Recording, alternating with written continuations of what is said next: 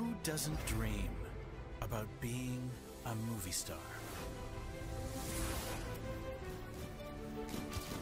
They're confident, sexy, happy, and brave. But it's all pure illusion. Or is it? It's evening in London. Socialite Rita Simmons is parking her car. When suddenly,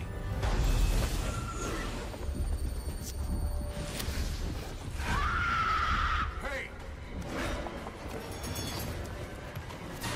This was not a movie. There weren't any cameras, but Rita Simmons would be rescued by action movie star Tom Cruise?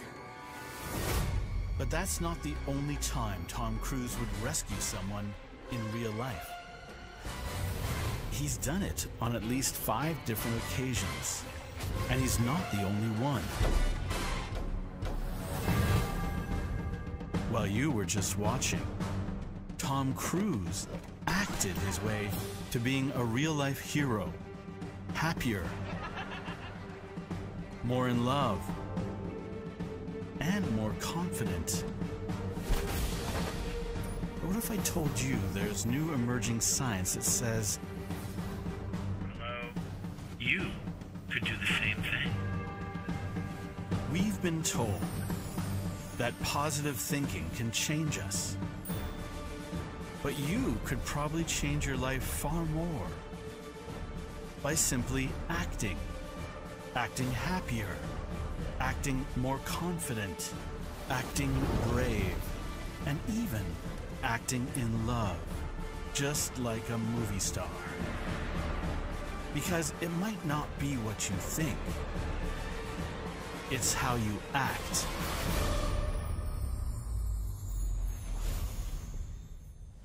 My name is Albert Nerenberg, and I work as a laughologist.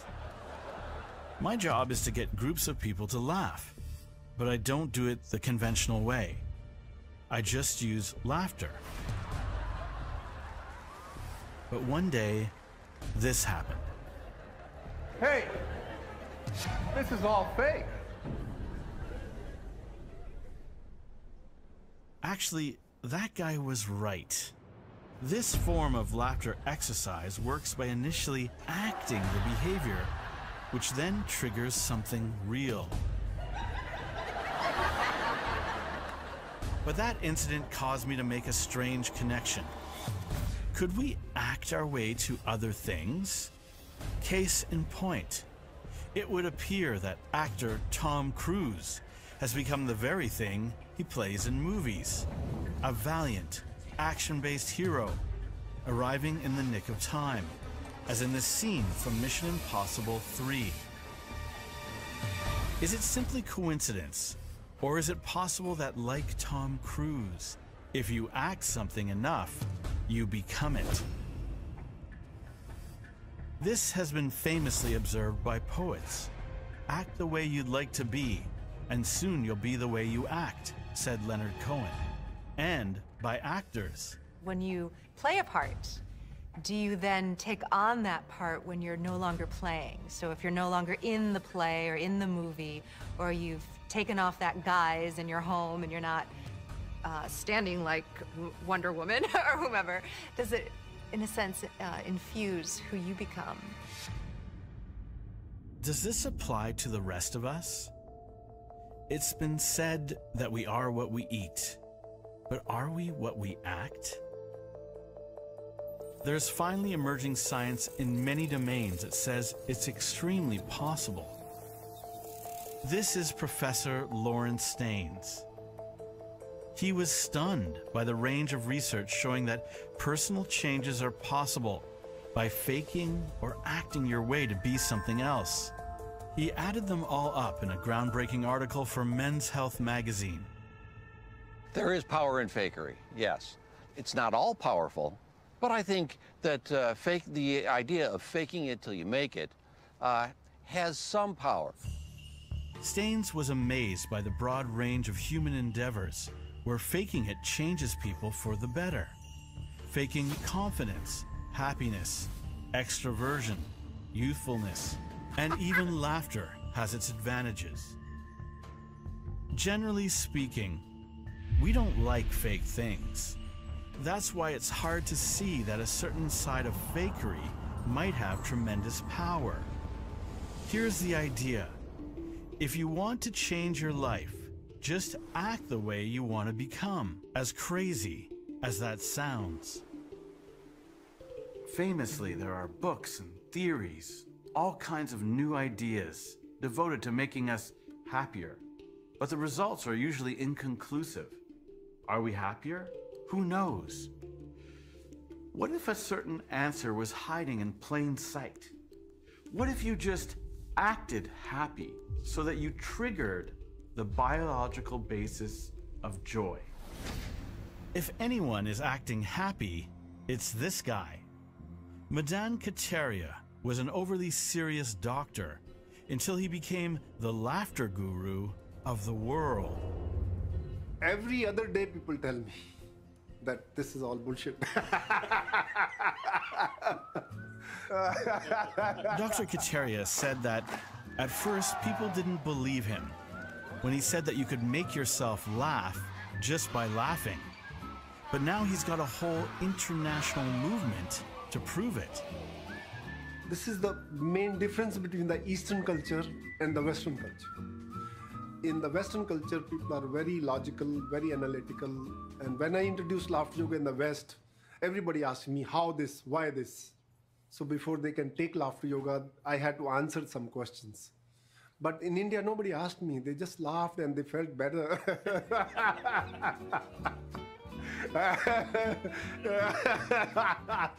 Kataria's burgeoning movement has faced opposition due to its emphasis on faking your way to authentic laughter. The easiest way to be happy is to act like a happy person. What I believe, that if you feel better, there is a biology behind it. It's possible. By changing your body behavior, you can change the release of certain neurotransmitters from the brain. So you can start from the mind, gets into the body. You can start from the body, it gets into the mind. Your mind is not under your control. Your body is under 100% in your control. Fake it until you make it. This rule is so fantastic. I love this. Research has shown that laughter may open the door to a broad range of positive expressions, including smiling, cheering, and a sense of well-being. To prove that laughter can be triggered, Kataria demonstrated the gradient laugh. It starts with an acted laugh, where you laugh quietly, gradually getting louder and louder until you trigger real laughter.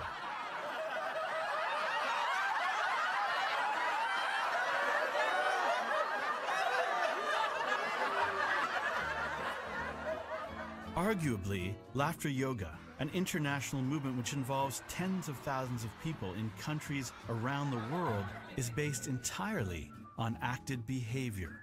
You have faked the entire movement. Yeah, of course. Well, I'm the living example of your movie.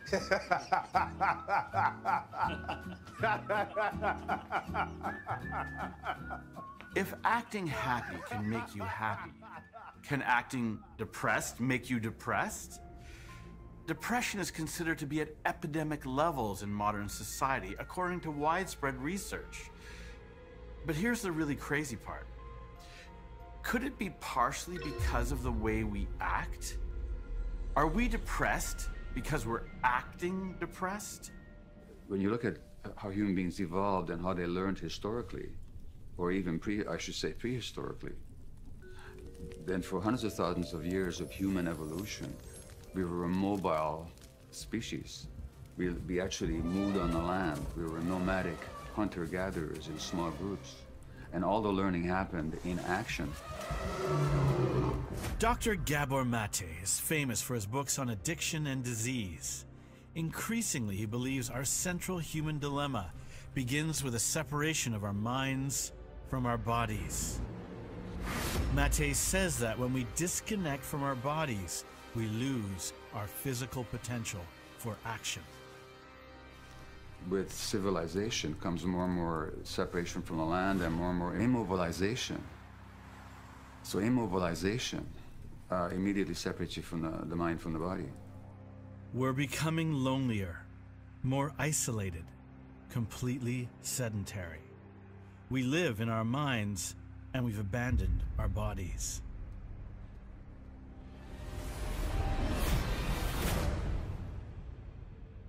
I have been depressed for a very long time. I've suffered with this disease, I think, for most of my life.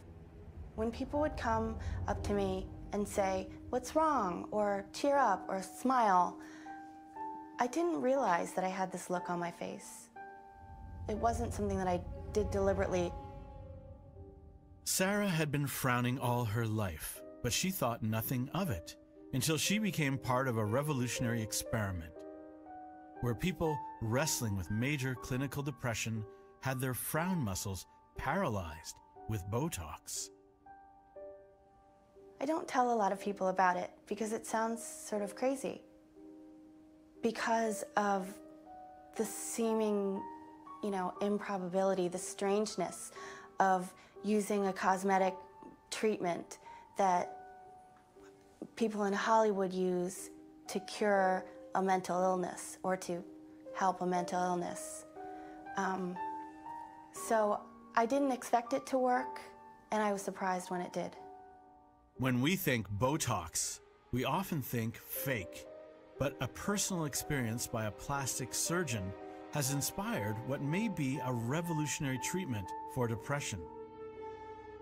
I can't overemphasize the memories of being a little boy and seeing my mother just like paralyzed from depression. But you just look at her face, and you're like, holy cow, something's not good. As a doctor, couldn't help her. I got her the best I could get her. Nothing helped. Years later, Finzi's memories of his mother's frowning face would cause him to link facial expressions with depression. Maybe the expression is just not just the manifestation of the disease, but part and parcel of the disease. Dr. Finzi believes that our cultural obsession with frowning and being overly serious may be driving us to depression. There's a lot of research in the psychology literature showing that if you frown before you watch a cartoon, that you're going to think the cartoon is not as funny as if you were smiling. Your facial expressions are involved with your decision-making in life. Every time you frown, you take a more negative evaluation of whatever it is. Dr. Finzi is pointing out a very strange aspect of reality. Human reality is likely distorted by the outward expression of our emotions. There is research to suggest that when you smile, you are more likely to notice more things to smile about. When we express fear, we are likely to notice things to be afraid of in our environment.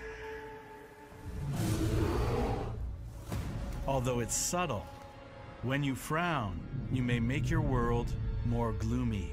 This is a way for us to get into your brain without going there. I mean, how else do I get to this part of your brain called the amygdala, which is the seat of negative emotions? There's no way to get in there, but these muscles are like hardwired in. Calm down the muscle, it then talks to the deep part of your brain. And that was it. Nice and easy. I think that since starting Botox, my depressive periods have been shorter and less intense. It has been years since someone has said to me, "What's wrong?" or "Smile." I had the ability to test the hypothesis because I already knew how to modify a facial expression by using Botox. I had no data when I first started. I just felt strongly that based on everything I had read, it's going to work. And what happened? It worked. If you can reverse engineer happiness and depression, is it possible you could reverse engineer confidence and pride? But where would you start? How about in a small village in Burkina Faso, Africa? It was here that a group of Canadian researchers first identified a human universal. We had this group of people. I mean, it was an amazing research experience. Felt like we'd gone back in time 200 years. If you have any knowledge of Western culture, you're gonna know who Tom Cruise is. He was the biggest movie star at the time. And so we thought, well, if you don't know who the biggest movie star in the world is, if you can't recognize that person, you really don't have any connection with Western culture. And so we wanted to know people who've never seen a Western movie or magazine where you see these displays all the time, will they still see this display and say, yeah, that's pride, that person's feeling pride? Because if they do, that's really convincing evidence that what we're talking about is universal. What Tracy is describing is the victory pose, an explosive, expansive posture that is so innate that even blind athletes will make this pose when they win races. I didn't sort of come up with this from thin air. We see it every time we watch any kind of athletic event, right? And so all I did was think, okay, we know that people show this expression. The question is, when other people see it, do they recognize it as pride? And so that's what we did. We said, let's see if that's the case for pride. So, and the answer was? The answer was yes, yeah. The reason it matters is because, I mean, it kind of goes back to Ekman, right? So Paul Ekman said these 5 or 6, depending how you count, facial expressions that go with emotions are universal.